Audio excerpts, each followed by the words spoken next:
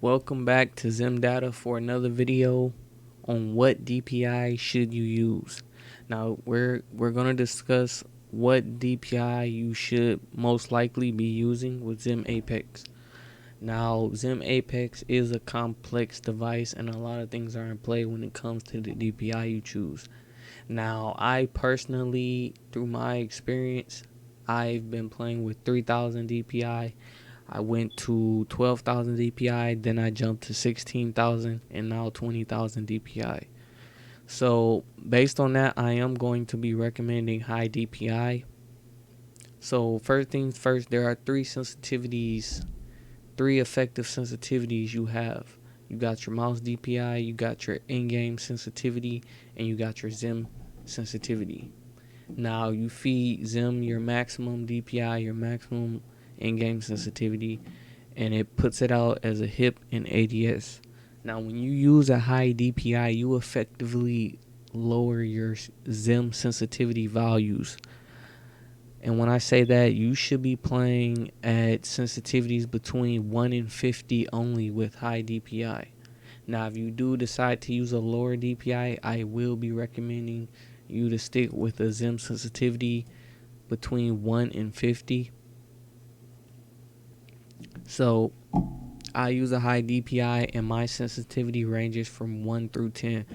Now when you use a high DPI, you gain a certain amount of smoothness from it. Now if you're transitioning from a lower DPI, you will find that the smoothness is really nice and it will be hard to transition back to a lower DPI. Now if you guys really want to take advantage of higher DPI, you will have to use lower XIM sensitivities. Otherwise, it will be too fast and uncontrollable. So this is high DPI. Now, a lot of people split between high DPI also because of aim assist. Now, aim assist can be good and it can be bad depending on how much of it is. But I think less is always pretty good because you'll still have aim assist, but you'll have the least amount of it. It'll give you the ability to actually push in and out of aim assist. So for this video, I am going to be recommending everyone to use a higher DPI. Now that DPI can be anywhere from 3,000 and up. Do you really need a high DPI to use them? No, you don't. Really, it's not about the DPI. It's about the XIM sensitivity. So you want to keep that XIM sensitivity at the highest 50.